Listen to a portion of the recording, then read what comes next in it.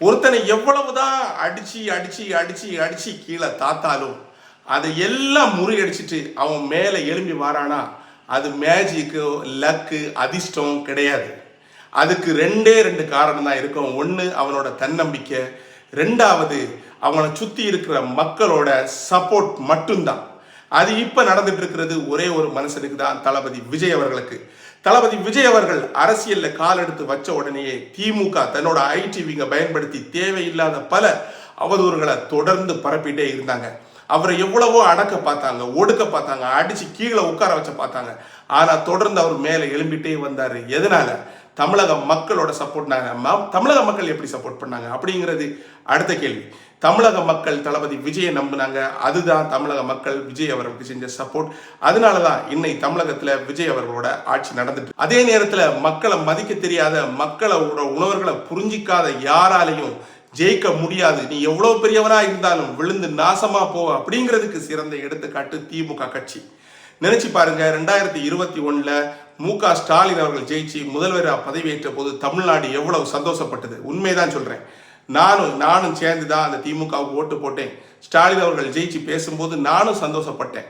தமிழகம் நல்ல வழியில போகும், தமிழகத்துக்கு ஒரு நல்ல கை கிடைச்சிருச்சு, பழைய ஆளுங்க எல்லாம் ஒளிஞ்சு போச்சு, புதுசா ஒரு ஆள் வந்தாரு, நல்லது பண்ண போறாரு அப்படின்னு நான் ரொம்ப சந்தோஷப்பட்டேன். ஆனா என்ன நடந்தது?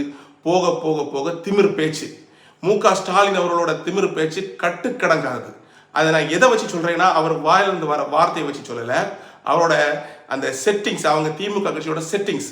இவங்க என்ன பண்றாங்க, ஐடி விங் அப்படின்னு ஒரு செட்டப்பை உருவாக்கி வச்சுட்டு இந்த ஐடி விங் என்னெல்லாம் சொல்லுதோ அதை தான் கேட்பாங்க. யதார்த்தத்தில் மக்களோட நிலைமை என்ன, மக்களோட மனநிலை என்ன, மக்களோட வாழ்க்கை எப்படி போயிட்டு இருக்கு, மக்களுக்கு ஏதாவது பிரச்சனை இருக்கா, இதை பத்தி எல்லாம் அவங்களுக்கு ஒரு கவலையுமே கிடையாது. ஐடி விங் சொல்லும், அவ்வளவுதான். விஜய் எல்லாம் ஜெயிக்கவே முடியாது, நீங்க ஈஸியா ஜெயிச்சிடலாம், அவ்வளவுதான். உடனே முதலமைச்சர் மு.க. ஸ்டாலின், அதாவது முன்னாள் முதல்வர் மு.க. ஸ்டாலின் நம்பிடுவாரு.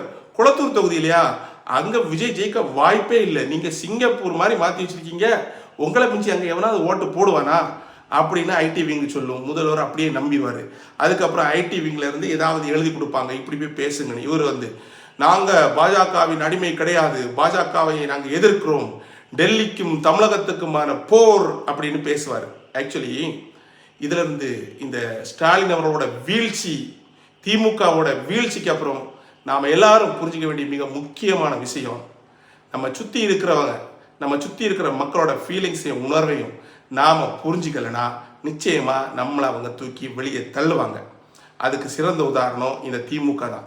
இவங்க மக்களை ரொம்ப ஏளனமா பார்த்தாங்க. கட்ட பஞ்சாயத்து நடத்துறது, அவங்களுக்கு தேவையானங்கள்ல காவல்துறையிலிருந்து காப்பாத்துறது, இப்படி என்னெல்லாமோ பண்ணி மக்களுக்கு எதிரான கொடுமைகளை நிறைவேற்றினாங்க.